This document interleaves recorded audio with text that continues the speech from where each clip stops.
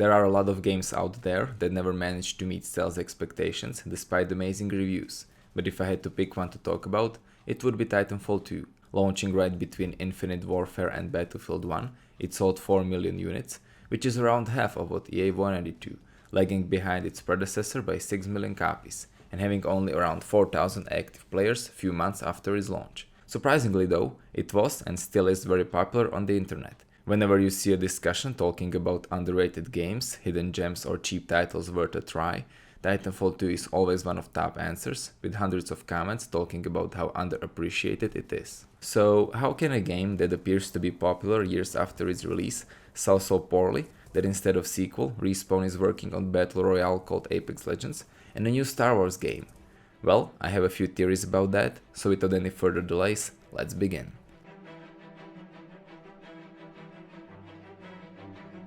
Now, what if Titanfall 2 isn't as popular as internet makes it look? It is normal that people tend to have sheep mentality online, agreeing with opinions that are liked by majority and adapting them as their own, even if they might not agree or don't even know what the topic is about. Having an opinion that is not accepted in community can be a problem, so why stick out, right? This is especially evident on Reddit, where most of big discussions take place.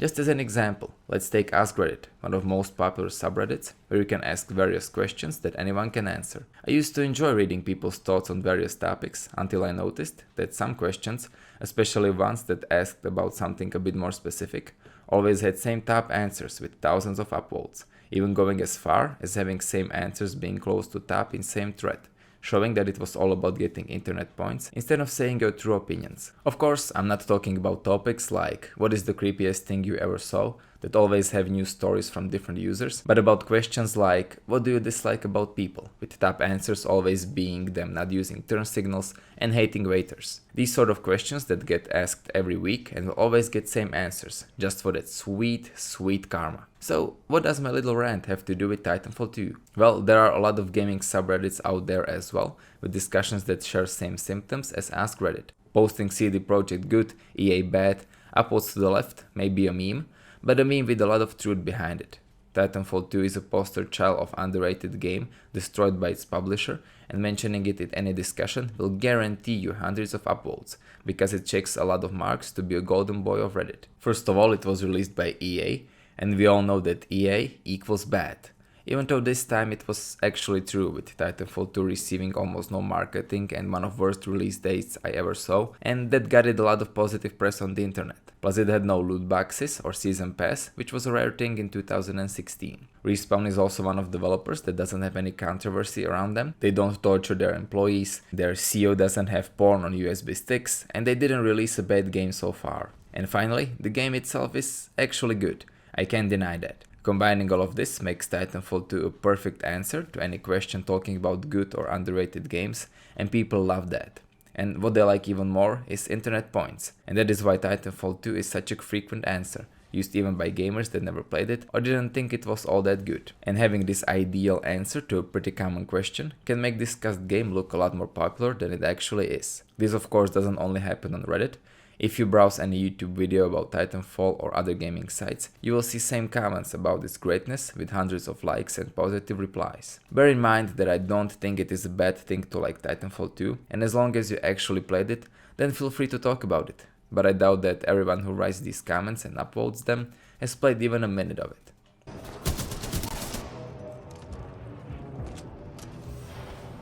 This ties to another theory of mine, that people like to talk about Titanfall 2 more than they play it, which also ties into its low player count. While single player is great and it is a lot of fun to play through, it's multiplayer that counts and keeps the game alive, and this game's multiplayer is not easy to get into. If you never played Titanfall 1 and didn't jump into second one at its release, you didn't stand a chance few months in. All that was left were veterans, plus there wasn't any skill-based matchmaking, so even those few newcomers that came in couldn't play it together. Therefore, multiplayer was dead for a huge part of this game's lifespan, occupied only with pros playing against each other, discouraging any new players to stick with it. That is why I think that a lot of people played through single player, loved it, and then decided to try multiplayer, only to be destroyed, abandoning Titanfall 2 forever and adding it to a list of sweet and short single player games. What makes this even more possible is that I mainly saw Titanfall 2 in discussions talking about single player games, with barely any mention of its multiplayer. It is also possible that people only watched its Let's Play and never even got to play it, or had some other ways of obtaining it that didn't help sales.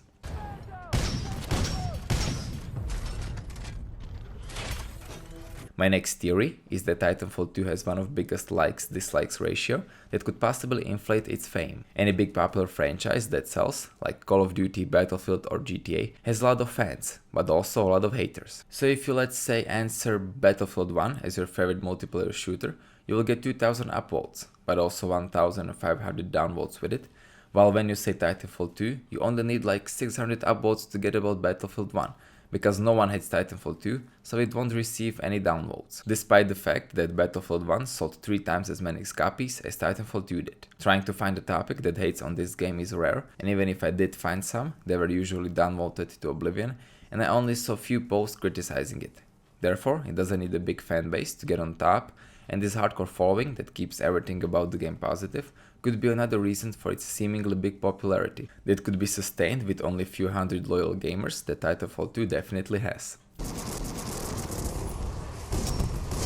Another crackshot theory I have is that sales might not actually be that bad now as they were in 2016. Game went through a lot of discounts, even selling for as low as $5, with its usual price being around 20 bucks. So while it sold 4 million units at its release, by now this number might be 1 or 2 millions higher, especially considering its position on the internet, where if you ask anyone about whether or not they should buy Titanfall 2, answer is always yes. It is also part of Origin Access, where a lot of players could have tried it out without paying for it specifically. This could have slowly increased its fan base over the years, and without any news about its sales, we wouldn't even notice it.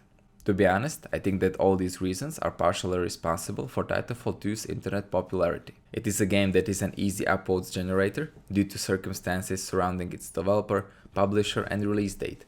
A game with good reviews, positive community, and virtually no haters to shoot it down. A game with accessible single player that lures players in, and hardcore multiplayer that keeps them out.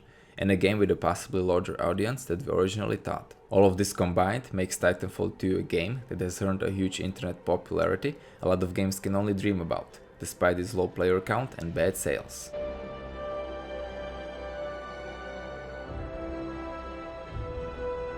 So, why did it sell so badly? Of course, the most obvious reason is its release date, and I don't want to dwell on this one too much. I understand EA's strategy of having two different shooters, one boots on the ground and sci-fi one, going against one of the most disliked sequels of recent years, and it could have worked out if EA used two well-established FPS franchises, and if they used this tactic against anything else other than Call of Duty. I don't think there is a single FPS series that could possibly defeat COD with its sales, and it is stupid to think so. Plus, Titanfall is still a new IP, and it has no chance of standing against it or even Battlefield 1.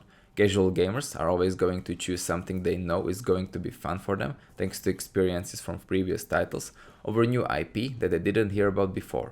Titanfall also had a pretty big marketing campaign. I remember that first one was promoted everywhere with live action ads, huge Titan statues, live streams and public beta. Second one on the other hand barely had any ads, gameplay videos or YouTubers talking about it, which certainly didn't help, making EA look like they didn't trust Titanfall 2 right from the start. Trust was something Titanfall 2 didn't earn from players either. Right from its release, everyone saw articles about how badly it sold, calling it dead on arrival, making people think it would be abandoned very soon, thus removing any motivation to buy it. Because why would someone buy a dead multiplayer game? This hive mind definitely didn't do any good to its initial sales, only lowering its already weak player base. But I don't think these were the only reasons behind its failure. I already talked about how hard it was to get into multiplayer, and that is still true even today. For the sake of this video, I played through campaign, then I went and played a few online matches after quite some time, and it wasn't easy.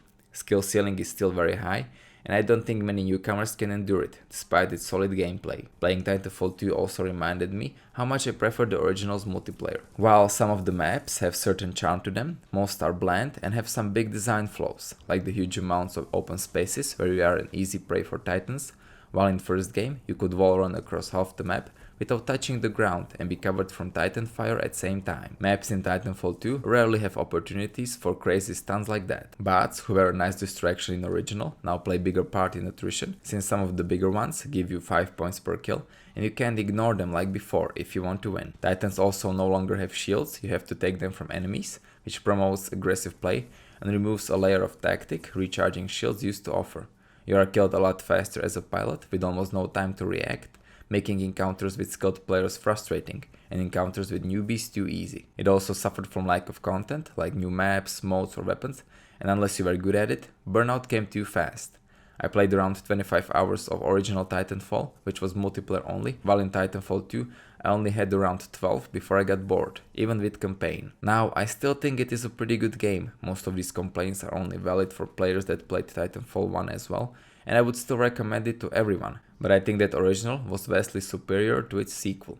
And let's be honest here, if the game was such a flawless masterpiece, it would still retain a solid player base, even with 4 million copies sold, which it didn't. In the end, Titanfall 2 is a very interesting game. Since its release, it had a rough life, releasing between two big franchises, ignored by its publisher, and written off by gamers. It still managed to score very positive reviews, internet popularity, and a dedicated fan base. While it is certainly not perfect, it is still a very good title, created by a team of developers with passion, skill, and dedication behind them, who tried to make Titanfall 2 a game that will not be forgotten. And yeah guys, I guess that's about it. I hope you enjoyed this video. I'm sorry for not posting for the past month, but I decided to take a break because I felt like I was very close to burnout, and so I decided to take a preemptive break before I actually had one. And it also kinda helped me, figure out what I wanna do next and what sort of videos I wanna make. Now of course, Fallout videos are still coming, but like I said, they will be not as frequent as they were before. Now the next Fallout video should be top 10 mods from January to possibly May or June, depending on when I will make it. Other than that, I have other new videos planned. I'm still planning on making more videos in the Is It Worth Buying series. The next one should be for Battlefront 2, the new one. Then I'm planning on playing The Division 2. I also want to play through World War Z, and there are a lot of other games I want to try out. Now, as you may have noticed, my video schedule is all over the place, and therefore if you want to know when I will post my new video, you can either check out the community tab for my channel, or you can join the Discord, where I am active almost every day, answering any questions and chatting with any people that want to. So feel free to join it. The link for it will be in the description. And yeah guys, I hope you enjoyed this video. Leave a like if you did. Tell me what you think about it in the comments. Subscribe for more Fallout and other games content. And I will see you next time.